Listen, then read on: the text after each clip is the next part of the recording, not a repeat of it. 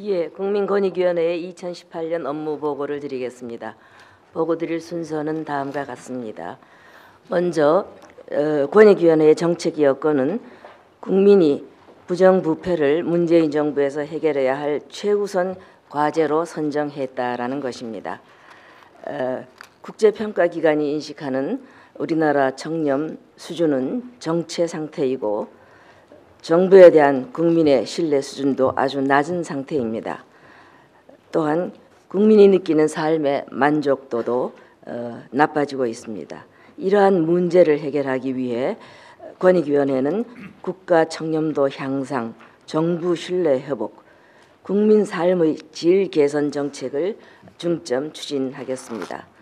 먼저 국가 청렴도 향상을 위한 정책입니다. 첫째, 국민 눈높이에 맞는 범정부 부패 방지 5개년 종합 계획을 마련하여 이행하겠습니다.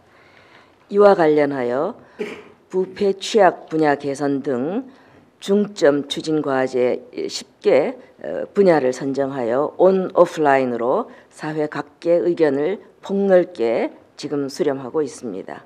뒤에 말씀드릴 청렴사회 민관협의회의 심도 있는 논의 결과를 반영하여 최종 안을 3월까지 마련하여 대통령께서 주재하시는 반부패 정책협의회에 보고하겠습니다.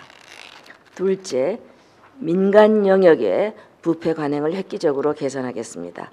리베이트 근절, 회계 투명성 강화 등 개선 과제를 기관별로 이행하고 담합, 불공정 갑질 등 부패 공익 침해 행위에 대한 집중 신고 대상을 적극 발굴하겠습니다.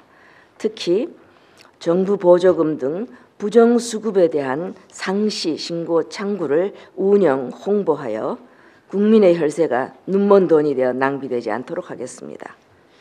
공공사업 입찰 제한, 징벌적 손해배상 등 부패 행위에 대한 제재를 확대하고 기업의 부패 방지 경영 시스템, 예컨대 ISO 37001 같은 그런 시스템 구축도 적극 지원해 나가겠습니다.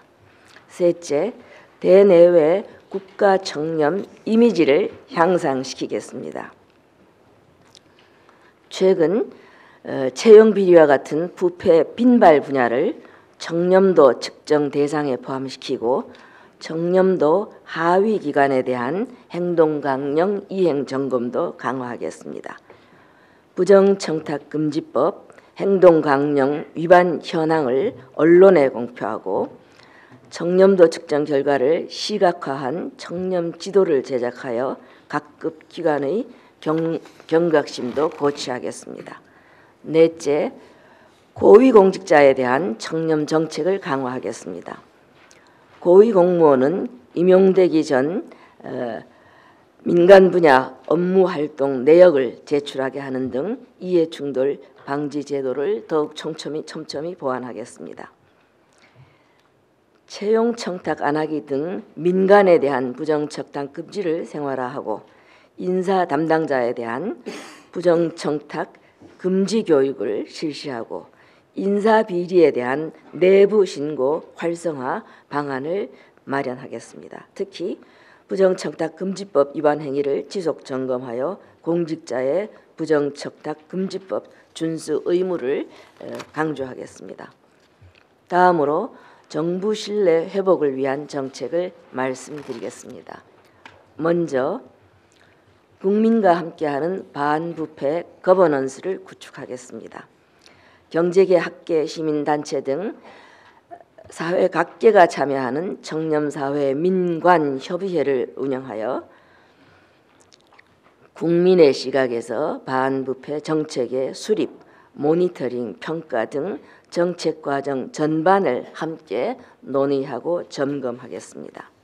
그리고 이를 바탕으로 사회 각 부분별 또 지역 단위별로 청렴사회 협약을 체결 선포하고 부정청탁금지법의 안정적 정착 같은 직능 분야별 자율과제도 이행하도록 돕겠습니다. 둘째, 국민으로부터 정책 제안과 정책 토론을 활성화하겠습니다. 국민으로부터의 시민단체, 국책연구기관과 협조하여 국민의 의견이 곧 정책의 변화로 이어지는 프로세스를 만들어 나가겠습니다. 국민 생활과 밀접한 사안의 정책 아이디어를 국민 생각함을 통해 공모하고 우수 주제에 대해서는 예컨대 이달의 국민 생각 혹은 국민 생각 키움상 등을 수여하겠습니다. 특히 공직사회 신뢰 조사 결과를 보면 20대, 30대가 공직사회에 대한 불신이 가장 높습니다. 이들이 느끼는 좌절과 불만을 정책적으로 해소할 수 있도록 국민 생각함에 이들 세대를 타겟으로 하는 논의의 장을 마련하겠습니다. 셋째, 국민신문고 국민콜 110을 통해 들어오는 연간 600만 건의 국민의 소리를 정부 정책에 적극 반영하겠습니다. 사회 현안이나 대규모 공공 갈등 이슈에 대응하기 위해 민원 동향을 시그널화한 민원 신호등 표시제를 운영하고 그간 행정기관끼리만 공유했던 민원 분석 정보 내용을 시각화하여 국민들에게 그리고 정책 연구자에게 제공하겠습니다.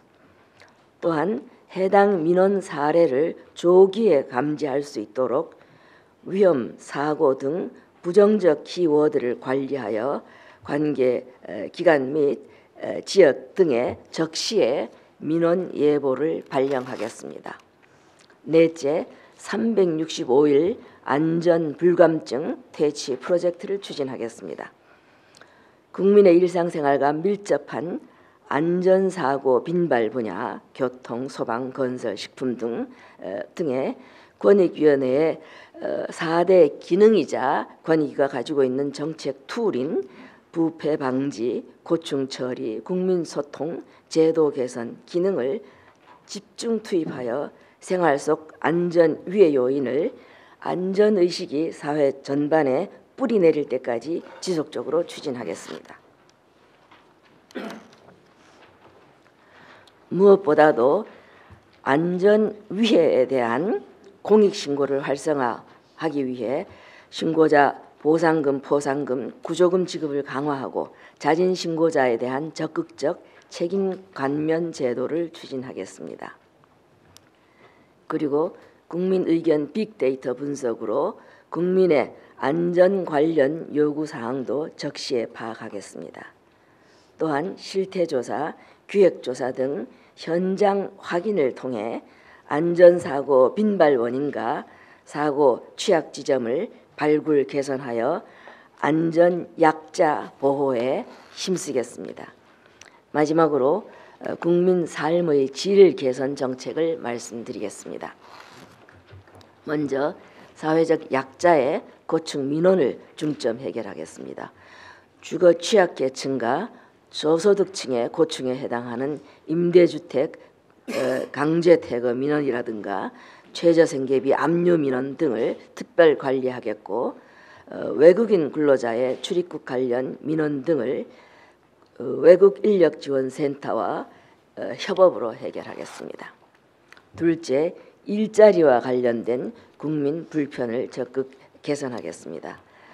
기업 고충 전담팀이 산업, 농공단지 등을 방문하여 해당 지자체, 유관기관 등과 공동으로 중소기업의 애로를 현장 중심으로 해결하겠습니다. 공직자의 무사안일, 복지부동 등 소국 행정도 부패인 만큼 이로 인한 중소기업의 고충 민원을 고충 처리, 부패 방지, 제도 개선을 아우르는 통합적인 관점에서 처리해 나가겠습니다. 또한 벤처 중소기업 빈발 민원을 심층 분석하여 제도적 보완 체계도 힘쓰겠습니다. 셋째, 국민권익구제 사각지대를 최소화하겠습니다.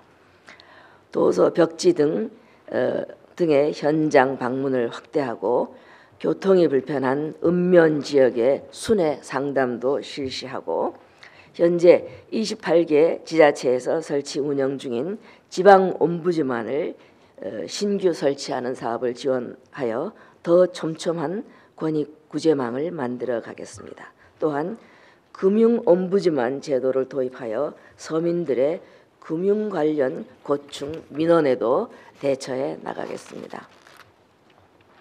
넷째, 대형 집단 민원에 대한 조정도 늘리겠습니다. 1000명 이상 관련되거나 100억 이상 소요되는 민원은 특별조사팀에서 집중 처리하고 다수 부처가 관련된 민원은 앞으로 국정현안점검조정회의 등에 상정하여 해결 방법을 모색하겠습니다. 금년도에는 무단 설치했거나 방치한 해안지역 군사시설로 인해 지역 개발이 지연되거나 재산권 행사가 제한된 분야의 국민 고충을 해소해 나가겠습니다. 또한 민통선 내에 있는 유일한 면인 강원도 양구군 해안면 일대의 무주지를 정리하여 이 지역 주민들의 수십 년 묵은 수건 사업도 조정으로 올해 종결짓겠습니다. 권익위가 조정한 집단 민원 중에는 반세기를 넘기고 그래서 세대로 이어진 것들도 있습니다. 섬진강댐 수몰민 생계대책 조정 사례가 예컨대 그것입니다. 1965년 섬진강댐 완공으로 이주민이 발생했는데 해당 기간에 잘못된 측량으로 댐에 물이 차면 이주지가 수몰되는 어처구니 없는 일이 생겼습니다. 예산 문제로 수년을 미루던 끝에 이들의 생계 대책의 일환으로 추진되었던 특용작물 재배 단지가 이번에는 섬진강댐 재개발 사업으로 다시 침수 위기에 처하게 되었습니다. 수몰민 2세대로부터 제기된 이 민원을 권익위는 지난 몇 년 동안 전라북도 임실군 국토교통위원회, 한국수산공사 등 5개 기관과 주민들과 10수차례 협의하는 각고의 노력 끝에 작년 3월 마침내 조정에 성공할 수 있었습니다. 댐 조성 후 50년 만에 생계수단이 안정화된 상운마을 주민 일동은 이번 조정이 희망과 꿈, 정의를 선물해 주었다며 권익위에 이렇게 감사 편지를 보내오셨습니다. 권익위는 앞으로도 국민에게 더 다가가 현장에서 고충을 해결하는 국민에게 힘이 되는 기관이 되겠습니다.